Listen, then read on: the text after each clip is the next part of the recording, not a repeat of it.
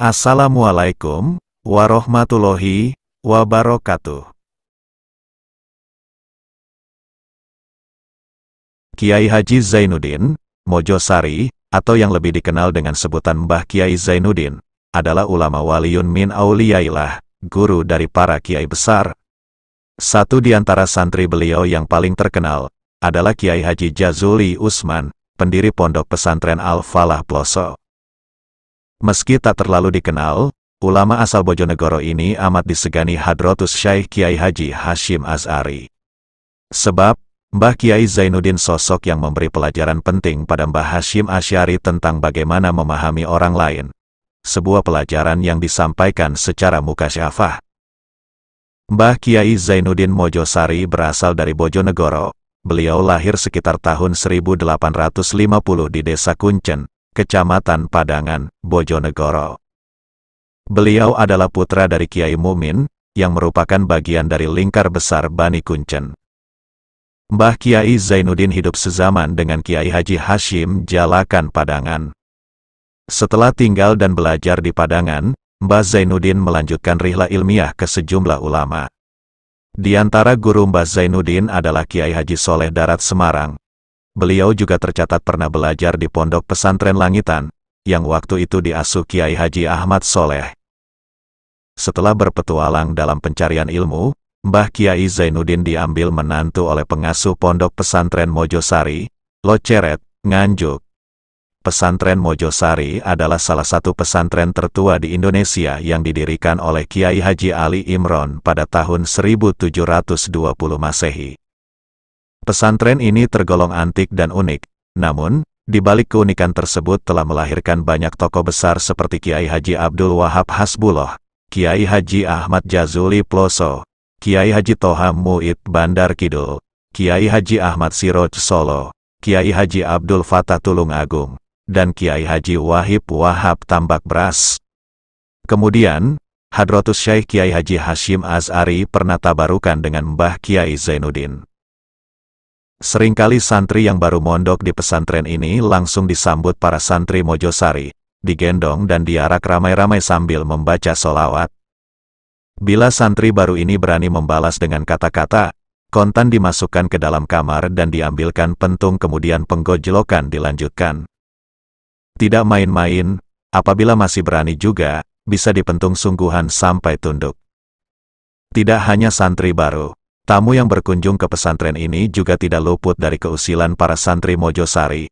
Oleh-oleh berupa rokok, jajan atau uang recehan tak segan-segan diminta oleh santri dan dikeroyok dibagi rata beramai-ramai. Banyak tamu menjadi malu, jengkel bahkan marah, sehingga mengadukan hal ini langsung kepada Mbah Kiai. Pada zaman Mbah Kiai Zainuddin masih memangku pondok, beliau sering memarahi santrinya yang bertingkah kurang etis tersebut, bahkan sampai memukul dengan tongkat. Akan tetapi tradisi itu tak pernah sembuh, hanya sempat berkurang dan kambuh lagi. Akhirnya Mbah Kiai Zainuddin pasrah, menganggapnya sebagai suatu suratan pembawaan dari Pondok Mojosari. Biarkah saja mereka nakal, ibarat padi mereka masih muda, wajarlah kalau tengadah, nanti jika mereka sudah berisi akan merunduk dengan sendirinya, begitu ungkapan beliau. Namun santri Mojosari mengaku bahwa sama sekali tak ada maksud negatif apalagi akan menyakiti kepada para tamu atau santri baru. Gojlokan hanyalah suatu tradisi yang maksudnya untuk melatih kesabaran dan memperkuat mental dalam menerima cobaan, sebagaimana layaknya perpeloncoan untuk mahasiswa baru di universitas. Suasana setiap hari di Pondok Mojosari sangat berbeda dengan pondok-pondok salafiyah pada umumnya. Di pondok ini tidak nampak santri-santri tekun belajar, melakukan riyadhah atau tirakat puasa, ngerowot, mutihan, dan sebagainya. Banyak santri yang bergerombol bersenda gurau, ngobrol dengan bebas, yang penting mereka mengaji dengan tertib dan rajin sholat berjamaah. Namun bukan berarti permasalahan ukhuwah sesama santri diabaikan, bahkan suasana keakraban dan persamaan nasib nampak sangat menonjol. Tidak ada seorang santri pun dapat menyimpan jajan untuk dimakan besok pagi, semuanya mesti dibagi-bagi. Ada lagi yang lebih antik, pada zaman dahulu belum ada fasilitas kamar mandi dan WC, jadi para santri seluruhnya mandi ke sungai.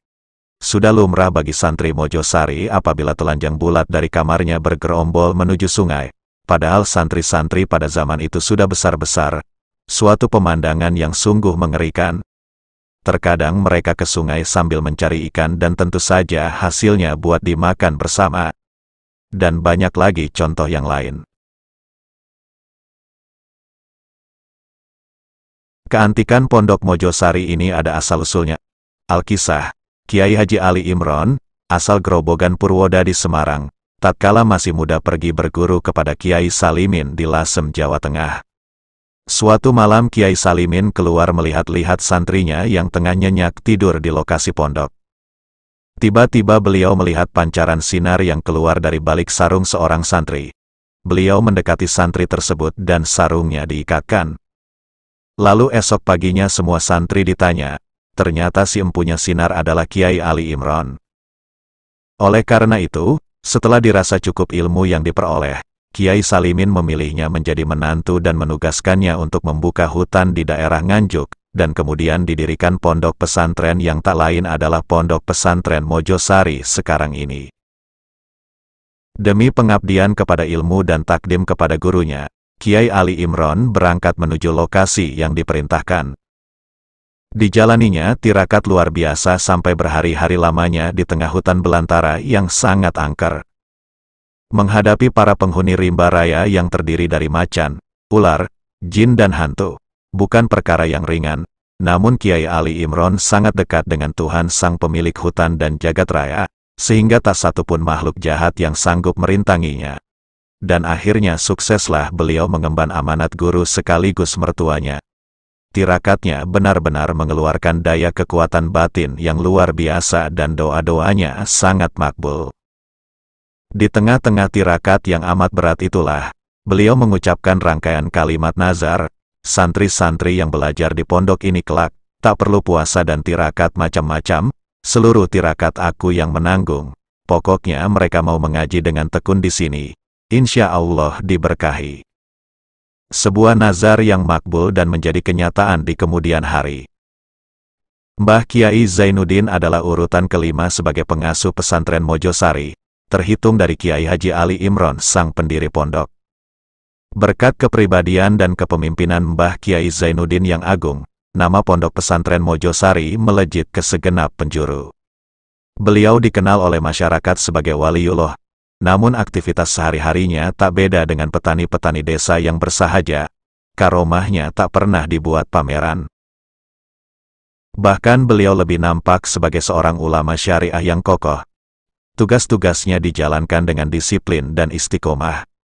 Setelah selesai mengajar di malam hari, sekitar pukul 10 malam beliau istirahat dan bangun jam 2 dini hari. Beliau menjalankan tahajud, tilawatil Quran dan lain-lain, mendekatkan diri kepada Allah Subhanahu wa Ta'ala, sampai menjelang subuh. Terkadang selepas ibadah tengah malam, beliau keluar dari rumah mungkin sebagai refreshing dari rasa penat. Lalu beliau berputar-putar di sekitar pekarangan yang dipadati dengan pohon buah-buahan. Beliau mengumpulkan sawo, jambu dan sebagainya yang jatuh akibat bosok atau sisa kelelawar. Makanan itu cukup lezat untuk sarapan ternaknya besok pagi. Tatkala fajar menyingsing beliau berkeliling membangunkan santri di pondok, disebutnya nama masing-masing santri yang dibangunkannya. Begitu banyak nama santri yang mampu beliau hafal.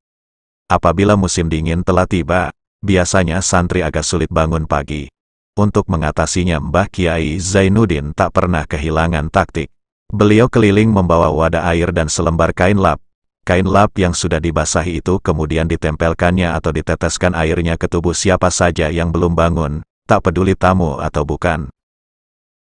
Beliau memang memiliki sifat humor, sehingga santri-santri menjadi sangat akrab dengannya. Santri yang terkejut merasakan tetesan air sangat dingin itu mulai bergerak bangun. Namun lucunya Mbah Kiai Zainuddin dengan sigap segera bersembunyi di balik pintu, tak beda dengan anak-anak yang bermain petak umpet. Apabila si santri merapikan kembali selimut atau sarungnya karena enggan bangun, dengan sangat sabar beliau mengulangi tetesan-tetesan berikutnya sampai akhirnya si santri bangun dengan sendirinya. Begitu juga ketika azan sholat zuhur berkumandang, Mbah Kiai Zainuddin naik ke masjid lebih awal. Dan dengan penuh kesabaran beliau memanggil-manggil santrinya selama hampir 1 jam. Pengajian yang beliau asuh amat banyak, dari kitab kecil sampai yang besar. Usai pengajian di pagi hari beliau mengganti pakaian dan memegang sapu. Disapunya halaman, kandang sapi, kandang kambing, ayam, bebek dan kuda. Beliau sangat suka memelihara binatang, dari sapi sampai kucing. Seakan-akan rumahnya mirip kebun binatang. Walaupun ada pembantu yang bertugas merawat dan memberi makan binatang-binatang peliharaannya, beliau sendiri turun tangan membagi-bagi makanan, menunjukkan bahwa Mbah Kiai ini benar-benar seorang penyayang binatang.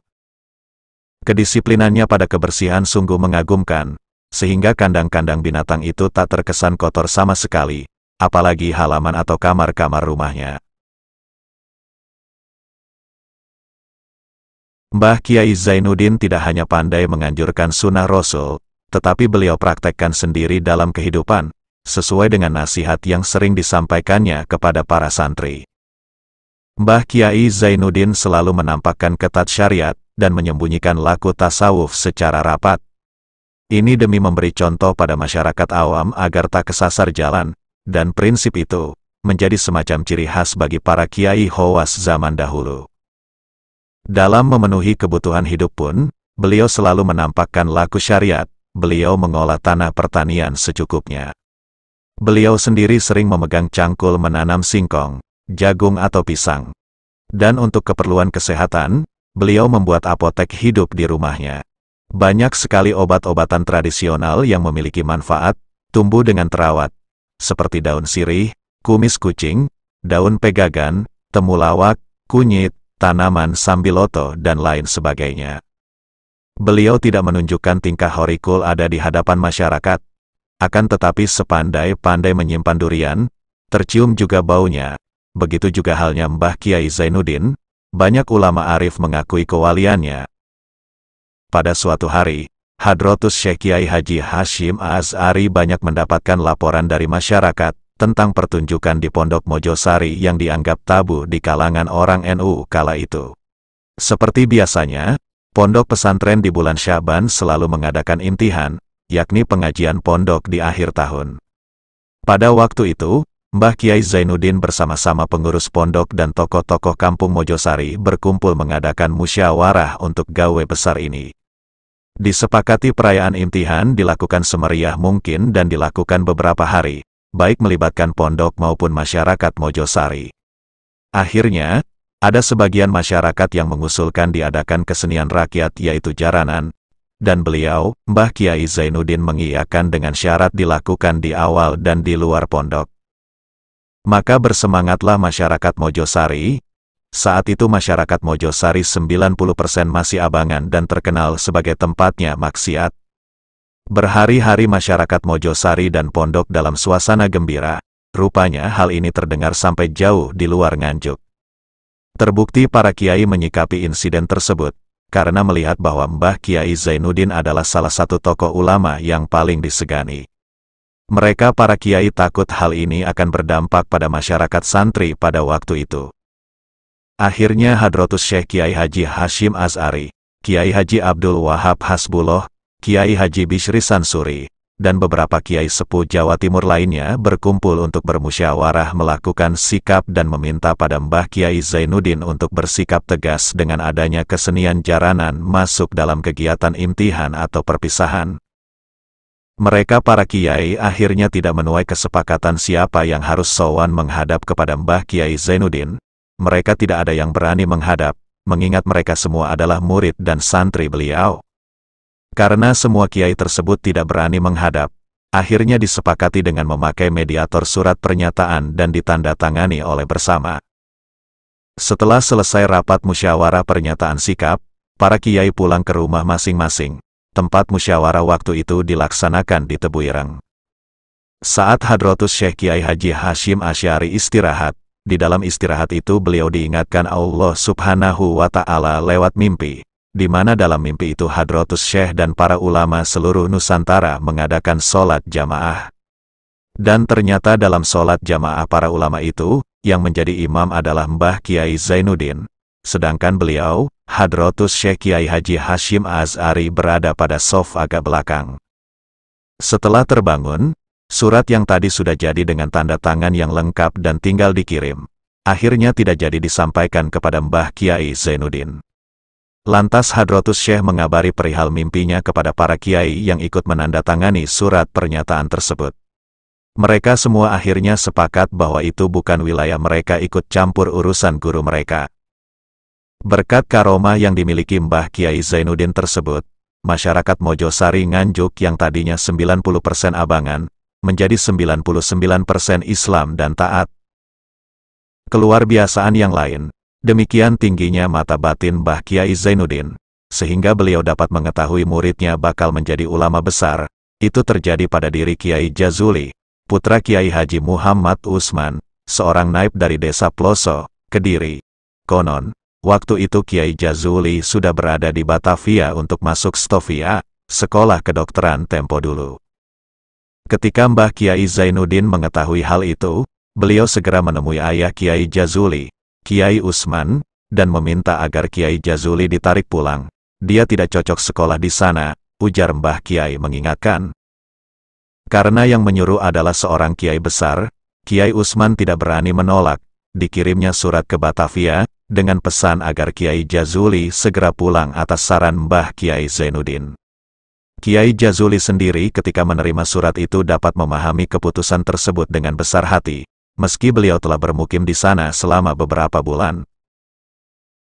Kenyataannya memang demikian, Kiai Jazuli Usman akhirnya dikenal sebagai ulama, pemimpin pondok pesantren Ploso, Kediri. Suatu waktu Kiai Zainuddin mengatakan kepada Kiai Jazuli, cepat datang ke Mojosari. Sebab kala itu Kiai Jazuli tinggal di luar pondok karena kemampuan finansialnya tidak mengizinkan tinggal di pondok. Saya tidak punya uang Kiai, jawab Kiai Jazuli polos. Sudahlah, nanti kamu akan menjadi belawong, kata Mbah Kiai Zainuddin. Kiai Jazuli tidak mengerti apa arti belawong, makanya beliau diam saja. Yang terpikir di benaknya adalah posisinya yang serba sulit. Kalau masuk ke pondok, kiriman uang dari rumah tidak cukup, tapi kalau tetap di luar pondok, berarti tidak taat pada gurunya. Oleh karena itu, predikat belawong hanya melintas sekilas di benaknya. Beliau tahu bahwa Mbah Kiai sering memanggil para santri dengan nama julukan daripada nama sebenarnya, dan julukan itu dibuat Mbah Kiai sesukanya sendiri. Namun hal itu bukan dianggap kelakar, karena diyakini dapat menembus hal-hal yang bersifat batiniah, termasuk masa depan santrinya. Rupanya permintaan Mbah Kiai Zainuddin agar Kiai Jazuli pindah ke pondok, bukan basa-basi. Sampai 3 kali hal itu dikemukakan, sehingga akhirnya Kiai Jazuli tinggal di pondok mentaati perintah gurunya. Kiai Jazuli ditempatkan di sebuah kamar bersama 3 santri lainnya yang merupakan murid-murid kesayangan Mbah Kiai Zainuddin. Kelak, mereka ini menjadi kiai yang sukses di desanya masing-masing. Nama Kiai Jazuli Usman sangat terkenal, dan jauh-jauh hari telah diketahui oleh Mbah Kiai Zainuddin, bahwa beliau, Kiai Jazuli, bakal menjadi seorang ulama besar, dengan menjulukinya Blawong. Ternyata, Blawong adalah nama panggilan seekor burung perkutut mahal yang bunyinya sangat indah dan merdu di kerajaan Majapahit, sehingga semua orang menyimak kicaunya. Ketenaran Mbah Kiai Zainuddin menjadi daya tarik masyarakat awam untuk datang berkunjung ke pondok pesantren Mojosari. Mereka berdatangan dari berbagai penjuru, minta doa dan berkah serta keselamatan. Wallahu a'lam bishawab. Wassalamualaikum warahmatullahi wabarakatuh.